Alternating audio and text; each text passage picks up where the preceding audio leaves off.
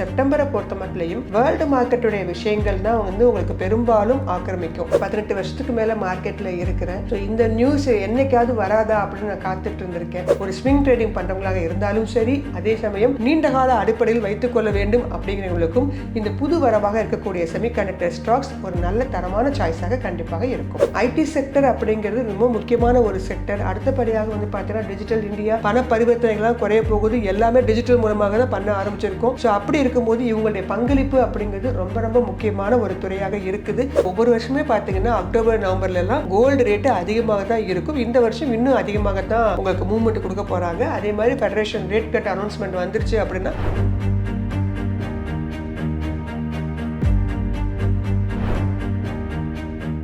Wealth cafe நேயர்களுக்கு வணக்கம். பங்குச்சந்தை சம்பந்தமா நம்ம நிறைய விஷயங்களை பார்த்துட்டு இருக்கோம். கடந்த வாரம் பங்குச்சந்தை எப்படி இருந்துச்சு, வரும் வாரங்கள்ல எப்படி இருக்க போகுது நிறைய கேட்டு தெரிஞ்சுக்கலாம்.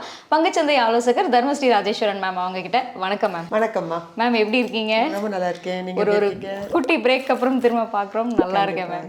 கடந்த வாரம் பங்குச்சந்தை எப்படி இருந்துச்சு? மார்க்கெட்டை பொறுத்த மட்டும் பார்த்தீங்கன்னா வியாழக்கிழமை பார்த்தீங்கன்னா மறுபடியும் ஒரு ஆல் டைம் பீக். சென்சஸ் பொறுத்த மட்டும் 83,000 அப்படிங்கிற பாயிண்ட் டச் பண்ணிட்டு திரும்பி இருக்கிறாங்க.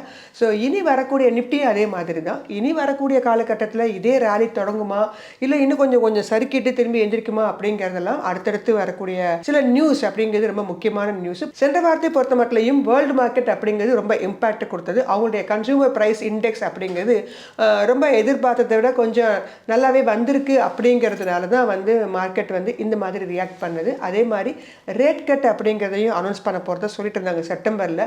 ஸோ ஒரு 2 ரேட் கட்லாம் வரும் அப்படிங்கிற மாதிரி இருந்துச்சு. அப்படி இல்லாமல் ஒரு ரேட் கட் தான் வரும். அதுவும் 0.5 இருக்காது, 0.25 இந்த மாதிரிலாம் விஷயங்கள்லாம் பேசப்படுற காரணத்தினால மறுபடியும் மார்க்கெட் என்ன பண்ண ஆரம்பிச்சிட்டாங்க, திருப்பி ரேலியை தொடங்கிட்டாங்க. இல்லாட்டா முதல் 2-3 நாட்கள்லாம் மார்க்கெட் கொஞ்சம் டவுனில் தான் இருந்தது. தற்போது பார்த்தீங்கன்னா இந்த மாதத்தை பொறுத்த மட்டும், செப்டம்பரை பொறுத்த மட்டும் வேர்ல்டு மார்க்கெட்டுடைய விஷயங்கள் தான் உங்களுக்கு பெரும்பாலும் ஆக்கிரமிக்கும். ஏன்னா அக்டோபரில் தான் நமக்கு அடுத்து என்ன வரும்னா அடுத்த குவார்டர்லி ரிசல்ட்ஸ் ஆரம்பிக்கும். ஸோ இந்த செப்டம்பர் மாதம் அப்படிங்கிறது இந்த மாதிரி வேர்ல்டு மார்க்கெட்டுடைய கணிப்புகளுக்கு தகுந்த மாதிரி ஏற்ற இறக்கங்களோட தான் உங்களுக்கு மூவ் ஆகி போயிட்டு இருக்கும். மேம், நம்ம வாரம் பங்குச்சந்தையில சில ஸ்டார்ஸ் பார்ப்போம் இல்லையா? இந்த வாரம் அப்படி எடுத்து பார்த்தோம் அப்படின்னா கம்பெனிஸை விட நிறைய செக்டார்ஸ் நிறைய நியூஸ்ல அதிகமாக பேசப்பட்டுச்சு மேம். அதனால இன்னைக்கு ஆடியன்ஸ்க்காக நம்ம செக்டார்ஸ் எடுத்து வச்சிருக்கோம். குறிப்பிட்ட செக்டார்ஸ் அண்ட் அதில் இருக்கக்கூடிய சில கம்பெனிஸ் அதை பத்தி பேசலாம், டிஸ்கஸ் பண்ணிடலாம். அதுக்கு முன்னாடி ஆடியன்ஸ்க்கு ஒரு டிஸ்க்ளைமர் கொடுத்துட்டு வந்துடலாம். நேர்களே, நம்ம இப்போ டிஸ்கஸ் பண்றது முழுக்க ஒரு எஜுகேஷன் பர்பஸ்க்காக மட்டும்தான். இது பை செல் ரெக்கமெண்டேஷன் இல்லை மேம். இப்போ ஃபர்ஸ்ட் யார் அப்படி ஸ்டார் அப்படின்னு பார்த்தோம்னா நிஃப்டி பார்த்தீங்கன்னா 1 இயர் ரிட்டர்ன்ஸ் 25% கொடுத்துருக்காங்க. என்ன சொல்லியிருக்காங்க அப்படின்னா குளோபல் பியர்ஸை பீட் பண்ணியிருக்கு அப்படின்னு சொல்லியிருக்காங்க. மற்ற பங்குச்சந்தை இண்டெக்ஸஸை தாண்டி நம்மளோட நிஃப்டி நல்லா பெர்ஃபார்ம் பண்ணியிருக்கு. இது காரணம் ஒரு பக்கம் ரீட்டைல் இன்வெஸ்டர்ஸ் அதிகமாக இருக்காங்க, இன்னொரு பக்கம் டொமஸ்டிக்கோட எக்கானமி நல்லா இருக்கு அப்படிங்கிற மாதிரி சொல்றாங்க. ஸோ இது நீங்க எப்படி பார்க்குறீங்க அண்ட் ஃபியூச்சர் நிஃப்டி எப்படி இருக்க போகுது? ரொம்ப ஒரு சந்தோஷமான விஷயமா இருந்ததுமா. கடந்த ஒரு 18 வருஷத்துக்கு மேலே மார்க்கெட்டில் இருக்கிறேன். ஸோ இந்த நியூஸ் என்னைக்காவது வராதா அப்படின்னு நான் காத்துட்டு இருந்திருக்கேன். ஏன்னு கேட்டிங்கன்னா எப்போதுமே பார்த்தீங்கன்னா நம்ம டிபெண்ட் வேர்ல்டு மார்க்கெட் தான். இதுக்கு முன்னாடி கடந்த 3 வருஷங்களுக்கு முன்னாடி வரைக்கும் வேர்ல்டு மார்க்கெட்டில் நடக்கக்கூடிய ஒரு சின்ன விஷயங்கள் கூட நம்ம இந்தியன் மார்க்கெட்டில் பெரிய லெவலில் இம்பேக்டை கொடுக்கும். நம்மளும் ஒரு காலத்தில் எதையும் சாராமல் நம்மளுடைய மார்க்கெட் மூவ் ஆகாதா, அதுக்கு ஒரு நாள் கிடைக்காதா அப்படிலாம் நான் யோசிச்சது உண்டு. ஆனால் அந்த யோசிப்பு அப்படிங்கிறது இப்போது நனவாயிட்டு வருது அப்படின்னே சொல்லலாம். என்னன்னு கேட்டு நீங்கள் சொன்னபடி நிஃப்டி பார்த்தீங்கன்னா 25% 1 இயர் ரிட்டர்ன் கொடுத்தீங்க. அதே சமயம் டவ் ஜோன்ஸ்னு சொல்லுவோம், பங்கு சந்தை யூஎஸ்ல இருக்கக்கூடியது. அவங்களுடைய மார்க்கெட் டவ் ஜோன்ஸ் 18% தான் ரிட்டர்ன் கொடுத்துருக்காங்க. நாஸ்டாக்கு 21% தான் கொடுத்துருக்காங்க. ஜப்பான் மார்க்கெட்டான நிக்கி 11% தான் கொடுத்துருக்காங்க. ஆனால் நம்மளுடைய இந்தியன் மார்க்கெட் 25% ரிட்டர்ன் கொடுத்துருக்கு. நம்ம காலையில் மெடிசல் தூக்கி விட்டுக்கலாம். ஏன்னா நம்மளுடைய ரிட்டர்ன் அந்த அளவுக்கு கிடைச்சிருக்குது. அப்போ ஷேர் மார்க்கெட்டில் இன்வெஸ்ட் பண்ண எல்லாருக்குமே 25% ரிட்டர்ன் கிடைச்சிருக்குதா அப்படின்னு கேட்டிங்கன்னா அது நீங்கள் எடுத்துருக்கக்கூடிய கம்பெனியை பொறுத்து. ஆனால் இது ஓவராலாக இந்த ஸ்டாட்டிஸ்டிக்ஸ் ரிப்போர்ட்டுங்கிறது நிஃப்டி, அதாவது அந்த டாப் 50 கம்பெனிஸ் அந்த தொகுப்பை வச்சு தான் இந்த கணிப்பெல்லாம் கணிச்சிருக்காங்க. நீங்கள் அதில் உள்ள கம்பெனிஸ் எடுத்திருந்தால் இந்த அளவு ரிட்டர்ன்ஸ் நீங்கள் பார்த்துருக்கலாம். அதில் இல்லாமல் நீங்கள் தனிப்பட்ட தனிப்பட்ட முறையில் ஒரு 500 கம்பெனி, ஸ்மால் கேப் கம்பெனி, நானோ கேப் அந்த மாதிரி கம்பெனிலாம் எடுத்திங்கன்னா எனக்கு ரேட்டு ஏறலையே அப்படின்னு நீங்கள் ஃபீல் பண்ணக்கூடாது.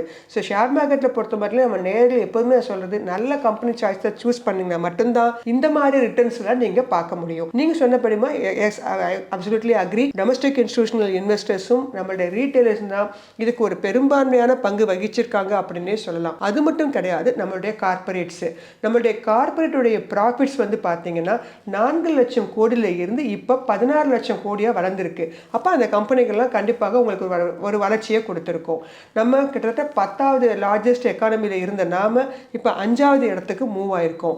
அது மட்டும் கிடையாது, நம்மளுடைய ரெஜிஸ்டர் இன்வெஸ்டர் நீங்கள் எடுத்து லிஸ்ட் எடுத்து பார்த்தீங்கன்னா 19 கோடி வந்துட்டோம் 2024. ஒவ்வொரு வருஷமும் 33% அதிகரிச்சு வரதா சொல்கிறாங்க.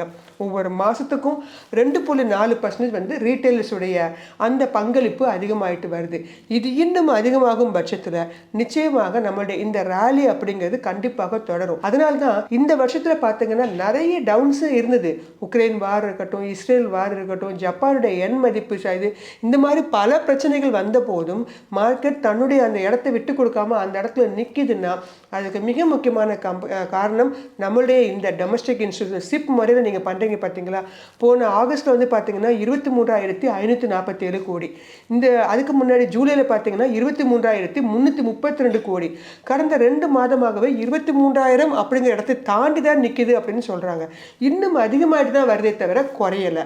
இப்படி அதிகமாகும் போது எப்படி நம்மளுடைய நிஃப்டி மட்டும் உங்களுக்கு குறைந்து கொண்டு போகும். ஸோ அதனால் இந்த ரேலி தொடரும் பட்சத்தில் நம்மளுடைய நிஃப்டி அடுத்தடுத்து இப்போ 25,000 இடத்துல இருக்கிறோம், அடுத்து 26,000, 27,000, வெகு விரைவில் 30,000 அப்படிங்கிற இடத்தை வந்து தொட்டாலும் ஆச்சரியப்படுறதுக்கு இல்லை. நம்ம பார்க்க போகிற அடுத்த செக்டர் அப்படின்னு பார்த்தீங்கன்னா செமிகண்டக்டர் செக்டர். கடந்த வாரம் வந்து நிறைய நியூஸஸ் மேம் இது ரிலேட்டடாக வந்துட்டே இருந்துச்சு. நிறைய கம்பெனிஸ் வந்து ஆர்டர்ஸ் எடுத்திருக்காங்க. பர்டிகுலராக நம்ம தமிழ்நாடு பொறுத்த வரைக்கும் நம்ம சிஎம் ஸ்டாலின் சார் அவரோட விசிட் வந்து பார்த்தீங்கன்னா நிறைய செமிகண்டக்டர்ஸ்க்கான ஆர்டர்ஸ் வந்து தமிழ்நாட்டுக்கு வர இருக்குது. ஸோ இதெல்லாம் பார்க்கும்போது இந்த செக்டார் ஒரு லாங் டேர்ம் இன்வெஸ்டர் அப்படிங்கிறவங்க என்ன மைண்டில் வச்சுட்டு இந்த செக்டர் அணுகணும், என்ன மாதிரியான கம்பெனிஸ் கரெக்டாக சூஸ் பண்ணுவேன்? ஒரு புது ஸ்டார்ஸ்னு வச்சுக்கோங்களேன், உங்கள் துறையில் சொல்லணும் அப்படின்னா புது வரவாக மார்க்கெட்டுக்குள்ளே வந்திருக்காங்க. ஆனால் எசென்ஷியலான ஒரு ஹீரோ அண்ட் ஹீரோயின் மாதிரி ஒரு படத்துக்கு மிக முக்கியமானவங்க மாதிரி இந்த செமிகண்டக்டர் அப்படிங்கிறது நம்மளுடைய டே டு டே லைஃப்பில் அத்தியாவசிய பொருட்கள் எல்லாவற்றிலையுமே நம்ம வந்து உபயோகப்படுத்திட்டு இருக்கோம். எஸ்பெஷலி இங்கே மொபைல் இல்லாத இடங்களே இல்லை, யாருமே இல்லை. அது இருக்கக்கூடிய மிக முக்கியமான ஒரு பொருள் இந்த செமிகண்டக்டர். ஸோ அந்த தயாரிப்பு துறையை வந்து நம்ம மேக் இன் இந்தியா மூலமாகவும் டிஜிட்டல் இந்தியா மூலமாகவும் நம்மளுடைய உள்நாட்டிலே உற்பத்திகளை தொடங்க வேண்டும் அப்படிங்கிறதுக்காக தான் ஒவ்வொரு மாநிலங்களும் இந்த துறையில் இறங்கியிருக்காங்க. சென்ட்ரல் கவர்மெண்ட்டும் கிட்டத்தட்ட 1.5 லட்சம் கோடி ஒதுக்கீடு பண்ணுறாங்க. நிறைய இன்சென்டிவ்ஸ்லாம் கொடுக்க 50%க்கு மேலே இன்சென்டிவ்ஸ் கொடுக்க ஆரம்பிச்சிருக்காங்க. ஸோ இந்த மாதிரி பண்ணும்போது நிறைய நிறுவனங்கள் உங்களுக்கு வந்து புதுசாக ஐபிஓ வழியாக லிஸ்டட் கம்பெனியாக வருவதற்கான வாய்ப்புகள் உண்டு. நேர்கள் அந்த சமயத்தில் அதை நீங்கள் பயன்படுத்திக்கோங்க. இப்போ ஏற்கனவே இருப்பாங்க இல்லையா ஐடி சம்மந்தப்பட்ட கம்பெனிகள், அதே மாதிரி எலக்ட்ரிக்கல் எக்யூப்மெண்ட் சம்மந்தப்பட்ட கம்பெனிகள்லாம் இதை ஒரு தனி விங்காக தொடங்கி அவங்களுடைய மற்ற பொருட்களை விட அதிகமான அளவுக்கு, ஏன்னா ஏற்கனவே அவங்கள்ட்ட எல்லா இன்ஃப்ராஸ்ட்ரக்சரும் இருக்குது. இப்போ இந்த துறையில் இறங்குனாங்கன்னா ஈஸியாக என்ன பண்ணலாம், அவங்களால வந்து நல்ல ப்ராஃபிட்டை பார்க்கலாம். ஸோ அந்த கம்பெனிகளும் இந்த போட்டியில் வந்து குதிச்சிருவாங்க. ஸோ அதனால் நேர்கள் வந்து இந்த மாதிரி கம்பெனிகளை நல்ல தரமான கம்பெனிகளாக தேர்வு செஞ்சீங்க அப்படின்னா நிச்சயமாக ஒரு ஸ்விங் ட்ரேடிங் பண்ணுறவங்களாக இருந்தாலும் சரி, அதே சமயம் நீண்டகால அடிப்படையில் வைத்துக்கொள்ள வேண்டும் அப்படிங்கிறவங்களுக்கும் இந்த புது வரவாக இருக்கக்கூடிய செமிகண்டக்டர் ஸ்டாக்ஸ் ஒரு நல்ல தரமான சாய்ஸாக கண்டிப்பாக இருக்கும். இப்போ இந்த செமிகண்டக்டர் செக்டரில் ஸ்டாராக இருக்கக்கூடிய சில நிறுவனங்கள் நம்ம பார்க்கலாமா மேம்? இப்போ ஸ்டாராக இருக்கக்கூடிய மார்க்கெட் கேப் அதிகமாக இருக்கக்கூடிய ஒரு கம்பெனி அண்ட் ஆடியன்ஸ் வந்து இன்னும் நிறைய கற்றுக்கணும் அப்படிங்கிறதுக்காக பிலோ 500 இருக்கக்கூடிய சில நல்ல ஸ்டாக்ஸ், டெக்னிக்கலாகவும் சரி ஃபண்டமெண்டலாகவும் சரி நல்லா இருக்கக்கூடிய ஸ்டாக்ஸ். சின்ன கம்பெனியாக தான் உள்ளே வந்து இப்போது பார்த்தீங்கன்னா மிகப்பெரிய ஒரு கம்பெனியாக உருவாக்கம் பெற்றிருக்கு கைனிஸ் டெக்னாலஜி. சீக்கிரமாக ஒரு போனஸ் இல்லைன்னா ஒரு ஸ்டாக் ஸ்பிளிட் எதிர்பார்க்கலாம். அப்படி வரும்போது நீங்கள் வாங்கக்கூடிய ஒரு அஃபோர்டபுள் ரேட்டுக்கு வரலாம். இப்போ ப்ரெசென்ட்டாக பார்த்தீங்கன்னா 5000 இந்த பதிவின் போது 333 ரூபாய்க்கு மேலே ட்ரேட் ஆகிட்டு இருக்கு.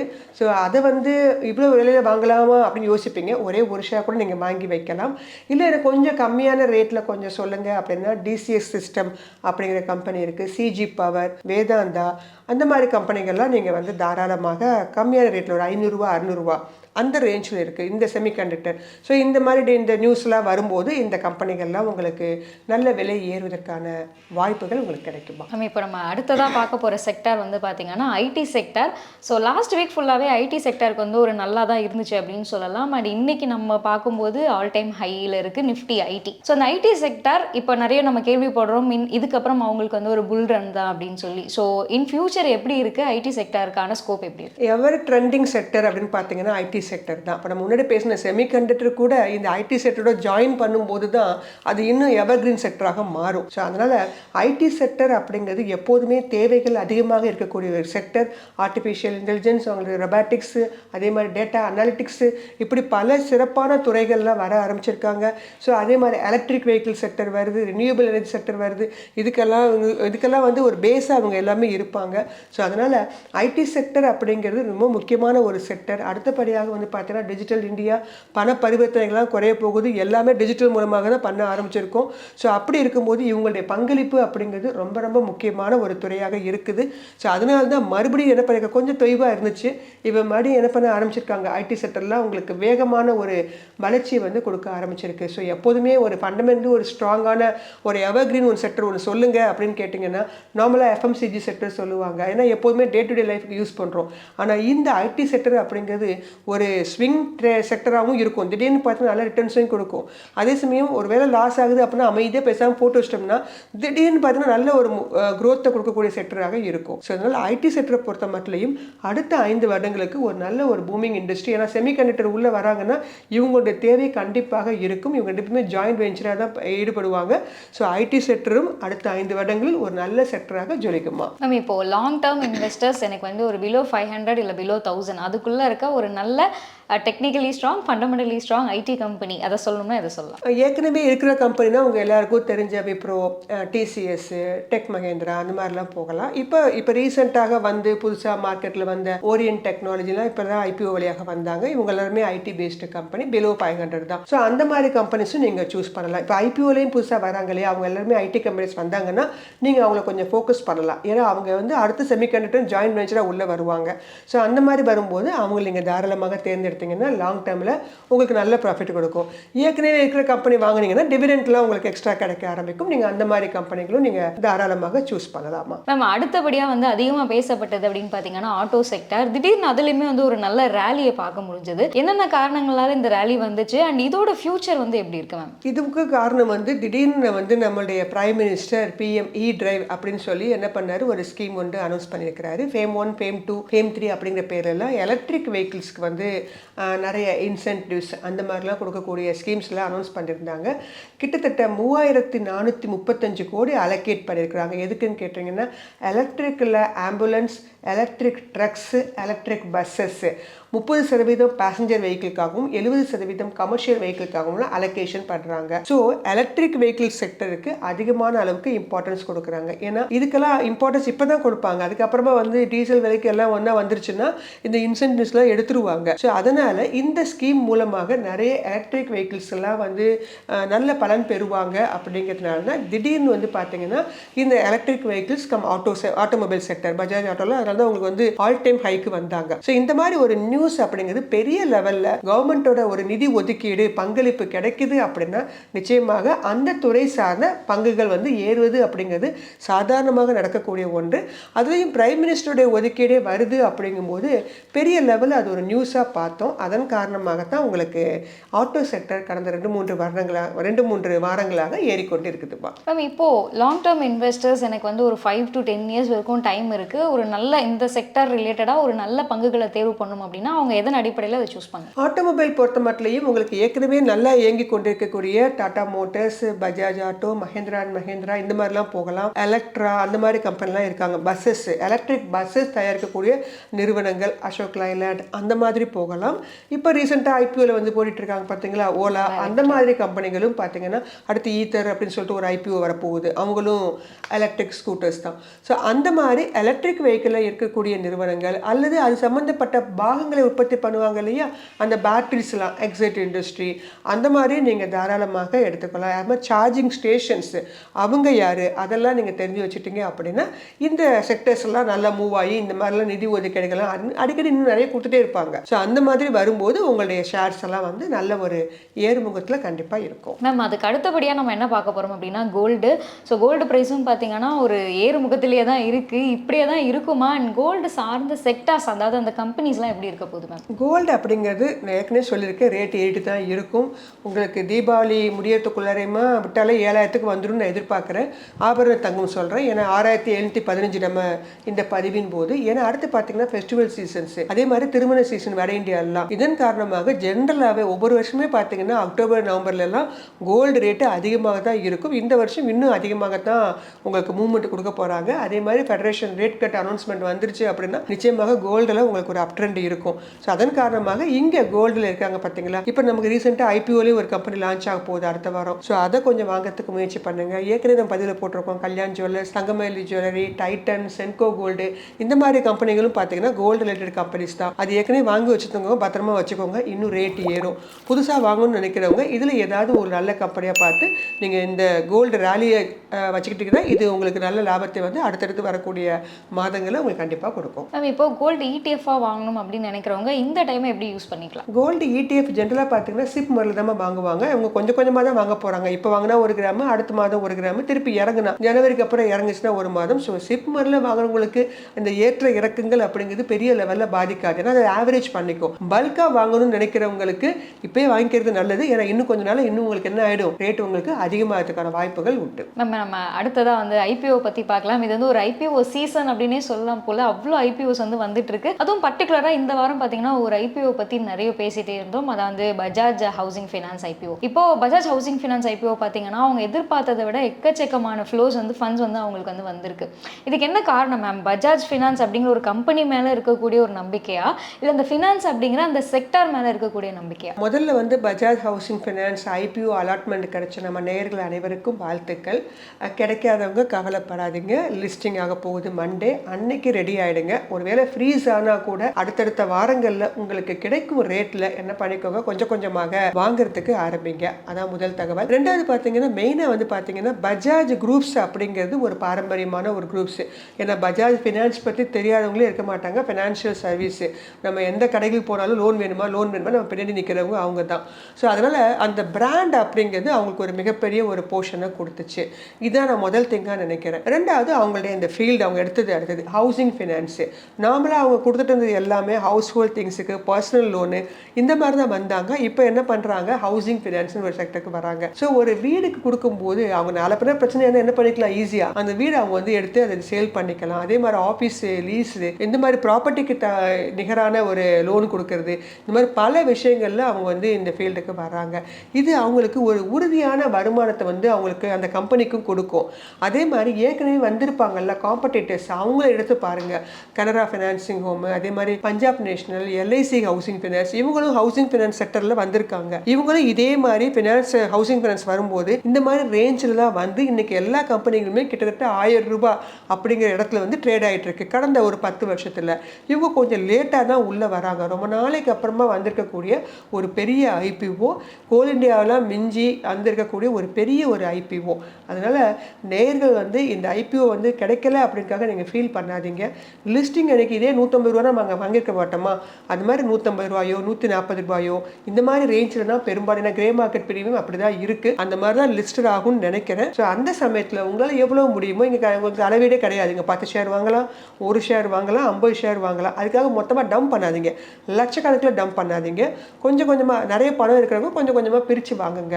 ஒரே கம்பெனியில் டம்ப் பண்ணக்கூடாது. நீங்கள் சொன்னபடி ஐபிஓ வாரம்னு சொன்னீங்க, இதே மாதிரி இன்னும் நிறைய ஐபிஓஸ் நான் ஏற்கனவே நேரில் சொன்னேன். ஏன்னா மார்க்கெட் இந்த மாதிரி பீக்கில் இருக்கும்போது தான் நிறைய ஐபிஓஸ் வரும். இன்னும் அடுத்தடுத்த மாதங்கள்லையும் நல்ல நல்ல ஐபிஓஸ் உண்டா, எல்ஜி, இந்த மாதிரி பெரிய பெரிய ஐபிஓஸ்லாம் வரப்போகுது. ஸோ அதனால் ஒரே கம்பெனியில் போய் டம்ப் பண்ணாமல் அடுத்தடுத்து புதுசாக செமிகண்டக்டர்லையும் நிறைய ஐபிஓஸ் வரப்போகுது.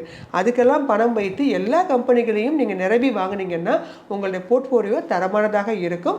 பஜாஜ் ஹவுசிங் ஃபைனான்ஸ் ஒரு நல்ல தரமான ஐபிஓ. லிஸ்டிங் கெயின்ஸுக்கு ரெடி ஆகிடுங்க. மேம் அடுத்ததான் நம்ம வந்து ஆடியன்ஸ் நமக்காக வாரம் அவங்களோட எக்கச்சக்கமான குவரிஸ் வந்து அனுப்பிட்டு இருக்காங்க. அவங்களோட கொஸ்டின்ஸை பார்த்துடலாம். ஸோ ஃபர்ஸ்ட் வெங்கடேஷன் அப்படிங்கிறவர் NH NHBC கன்சிடர் பண்ணலாமா அப்படின்னு கேட்டிருக்காரு. NHBC தாராளமாக கன்சிடர் பண்ணலாம். அவங்களுடைய கரண்ட் மார்க்கெட் பிரைஸ் நம்ம 13.95 ரூபா அப்படின்னு ட்ரேட் ஆகிட்டு இருக்கு. மார்க்கெட் கேப் 95,729 கோடி. இவங்க ஒரு சோலார் ப்ராஜெக்ட்லாம் வின் பண்ணியிருக்காங்க. கவர்மெண்ட் வந்து அப்ரூவல் கிடைச்சிருக்கு. என்னன்னா 31,350 மெகாவாட்ஸ் ஹைட்ரோ பவர் ஸ்கீமுக்கு SJVN-ஓட ஒரு டைப் பண்ணி இவங்க வந்து ஒரு ப்ராஜெக்ட் ஒன்று ரெடி பண்ண போகிறாங்க. ஸோ அதனால நல்ல ஒரு இன்டரிம் டிவிடெண்ட், ஃபைனல் டிவிடெண்ட்லாம் கொடுக்கக்கூடிய கம்பெனி, ஒரு ஹைட்ரோ பவர் அப்படிங்கிற ஒரு செக்டரில் வரக்கூடிய ஒரு தரமான கம்பெனி. ஸோ ஏற்கனவே வாங்கியிருந்தீங்க அப்படின்னா பத்திரமா வச்சுக்கோங்க. புதுசாக வாங்குறவங்களும் இந்த ரேட்டில் வாங்கலாம். ஏன்னா நிறைய ப்ராஜெக்ட் கிடைச்சிருக்கு.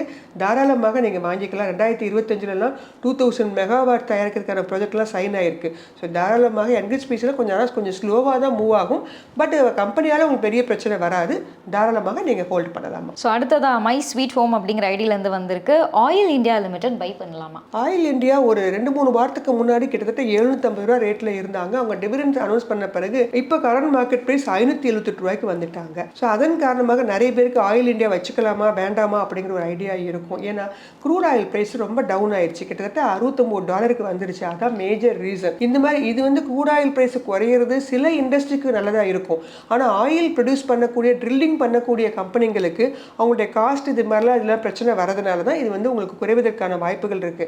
ஆனால் க்ரூட் ஆயில் அப்படிங்கிறது ஒரே இடத்துல நிற்க போற ஒரு விஷயமே கிடையாது. மறுபடியும் க்ரூட் ஆயில் பிரைஸ் ரைஸ் ஆக தான் போகுது. அப்போ இந்த கம்பெனி ஷேர்ஸ் விலை ஏறிடும். ஏற்கனவே பீக்ல வாங்கியிருந்தீங்கன்னா இந்த இடத்துல கொஞ்சம் ஆவரேஜ் பண்ணலாம். புதுசாக வாங்கணும்னு நினைக்கிறவங்க ஆயில் இந்தியாவுக்கு இது ஒரு நல்ல ஒரு சப்போர்ட் லெவலில் கிடைக்குதுன்னே சொல்லலாம். ஏன்னா இவங்களுடைய மார்க்கெட் கேப் பார்த்தீங்கன்னா கிட்டத்தட்ட 94,172 கோடி. ஃபண்டமெண்டலி ஒரு ஸ்ட்ராங்கான கம்பெனி. அதனால தாராளமாக இதை நீங்கள் வந்து லாங் டேர்முக்கோ இல்லை ஷார்ட் டேர்முக்கோ கன்சிடர் பண்ணலாமா. ஸோ அடுத்ததாக சைல்ட் ஆர்ட் அப்படிங்கிற ஒரு ஐடியிலேருந்து வந்திருக்கு. மேம் MCX ஷேர் வாங்கலாமா லாங் டைம் ஹோல்ட் பண்ண? லாங் டைம் தாராளமாக ஹோல்டு பண்ணலாம். ஏன்னு கேட்டிங்கன்னா MCXங்கிறது multi commodity exchange. Gold, silver, copper, அது மாதிரி அக்ரிகல்ச்சரல் கமாடிட்டிஸ் இதெல்லாம் பண்ணக்கூடிய ஒரு எக்ஸ்சேஞ்சே உங்களுக்கு ஷேர் மார்க்கெட்டில் வந்திருக்காங்க. இவங்களுடைய கரண்ட் மார்க்கெட் ப்ரைஸ் இந்த பதிவின் போது 5,270 அப்படிங்கிற இடத்துல ட்ரேட் ஆகிட்டு இருக்கு. இவங்க மார்க்கெட் கேப்லாம் கம்மி தான், 26,878 கோடி. ஆனால் இந்த கம்பெனி ஒரு மோனோபோலி ஸ்டாக்ஸ். இதே மாதிரி இன்னொரு எக்ஸ்சேஞ்ச் வந்து கிடையவே கிடையாது. அதனால இந்த கம்பெனியோட ரெவென்யூ வந்து கடந்த 5 வருடங்களாக அதிகரித்து கொண்டு இருக்குது. இந்த கம்பெனி ஒரு ஜீரோ டெப்ட் கம்பெனி. அதே மாதிரி டொமஸ்டிக் இன்ஸ்டிடியூஷனல் இன்வெஸ்டர்ஸ் 57% கையில் வச்சிருக்காங்க. இதில் MCXல ஃபாரின் இன்ஸ்டிடியூஷனல் இன்வெஸ்டர்ஸும் 20% வச்சிருக்காங்க. ஒரு மோனோபோலி ஸ்டாக்ஸ் நம்ம கிட்ட இருக்கிறது நல்லது தான். இந்த MCX அப்படிங்கிற கம்பெனி ஒரு நீண்ட கால அடிப்படையில் தாராளமாக ஹோல்ட் பண்ணலாம். அடுத்ததா கூஸ் பம்ப்ஸ் அப்படிங்கிற ஐடியிலேருந்து வந்திருக்கு. Madam BEL bought at ₹275. Now this one slided to ₹285. Can we hold it அப்படின்னு கேட்டிருக்காங்க. தாராளமாக ஹோல்டு பண்ணலாம். ஏன்னா பாரத் எலக்ட்ரானிக்ஸ் ஒரு ஏரோஸ்பேஸ் அண்ட் டிஃபென்ஸ் கம்பெனி. ரீசெண்டாக கொச்சின் ஷிப்யார்ட்லேருந்து அவங்களுக்கு ஒரு ஆர்டர் கிடைச்சிருக்கு. 850 கோடிக்கு ஆர்டர் வந்து BELக்கு கொடுத்துருக்காங்க. இந்த கம்பெனியோட மார்க்கெட் கேப் 2,13,226 கோடி. ரீசெண்டாக மார்கன் ஸ்டான்லி வந்து அது வந்து ஓவர் வெயிட் அப்படின்னு சொல்லிட்டு ஒரு அப்சைடில் வந்து அரௌண்ட் ஒரு 26% ஏறுவதற்கான வாய்ப்புகள் இருக்குன்னு ஒரு கொடுத்துருக்காங்க ஒரு தகவல். ஸோ அதன் காரணமாக பாரத் எலக்ட்ரானிக்ஸ் அப்படின்னு சொல்லக்கூடிய இந்த கம்பெனி ஒரு லாங் டைமில் கண்டிப்பாக ஒரு 300 பிரேக் பண்ணிடுச்சுன்னா அதுக்கப்புறமா தான் அவங்க ரேலியை தொடங்குவாங்க. இப்போ தான் புதுசாக ஆர்டர்ஸ்லாம் கிடைக்க ஆரம்பிச்சிருக்கு. நிச்சயமாக ஒரு நல்ல ஒரு லாபகரமான ஒரு கம்பெனியாக இது இருந்து இருக்குமா. அடுத்ததா சையத் அலிசா அப்படிங்கிற ஐடியிலேருந்து வந்திருக்கு. மேம் நவ் விப்ரோ 522 பை பண்ணலாமா 1 or 2 இயருக்கு அப்படின்னு கேட்டிருக்காங்க. பர்டிகுலராக நம்ம இதை எடுக்க போகிற இன்னைக்கு பார்த்தீங்க அப்படின்னா விப்ரோ வந்து ஆல் டைம் ஹை.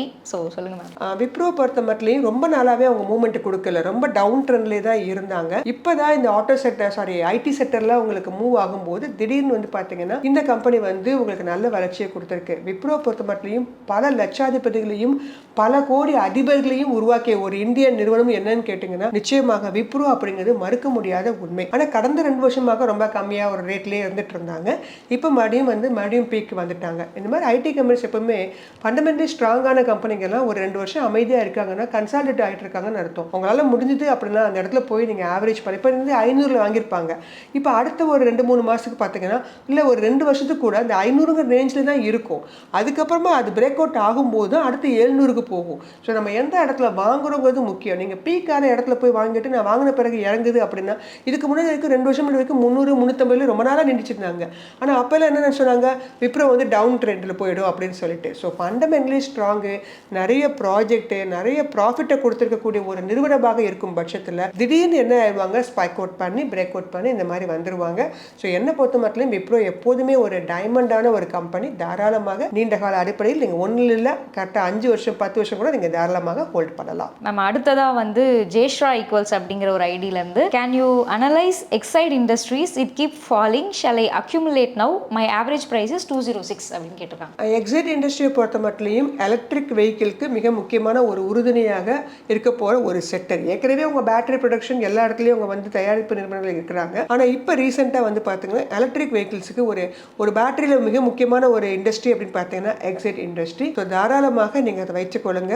இனிமேல் தான் அவங்க அடுத்தடுத்த 2-3 வருஷத்துல தான் இனிமேல் என்ன பண்ண ஆரம்பிப்பாங்க, ஏறவே ஆரம்பிப்பாங்க. அடுத்து 2 வீலர்ஸ்லேயும் வந்து வர ஆரம்பிச்சிட்டாங்க. ஸோ பைக்கு, கார் எல்லாத்துக்குமே பேட்டரி அப்படிங்கிறது மிக முக்கியமானது. அதோடைய ஸ்டோரேஜ் கெப்பாசிட்டி அப்படிங்கிறது முக்கியமானது. அதில் இன்னும் அவங்க இன்னோவேட்டிவாக இன்னும் பல விஷயங்களை புகுத்தும் போது, அதே மாதிரி இதுக்காக வந்து உங்களுக்கு மினரல்ஸோட இதெல்லாம் வந்து உங்களுக்கு ரேட் கட்டில் அனௌன்ஸ் பண்ணும்போதெல்லாம் இந்த எக்ஸைட் இண்டஸ்ட்ரி வேகமாக வரதுக்கான வாய்ப்புகள் உண்டு.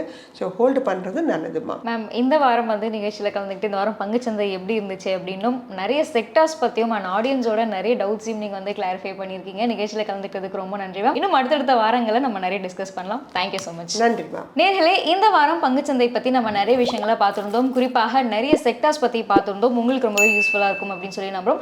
எந்தெந்த நிறுவனங்கள் பற்றி நீங்கள் தெரிஞ்சுக்கணும்னு நினைக்கிறீங்க அதை கமெண்ட்ல பண்ணுங்க. அடுத்த வாரங்களில் அதை பற்றி டிஸ்கஸ் பண்ணலாம். நன்றி. இந்த வீடியோ உங்களுக்கு பிடிச்சிருந்தா லைக் பண்ணுங்க, ஷேர் பண்ணுங்க, கமெண்ட் பண்ணுங்க. மறக்காம வெல்த் கஃபே தமிழ் சேனலை சப்ஸ்கிரைப் பண்ணிட்டு பெல் பட்டனை கிளிக் பண்ணுங்க.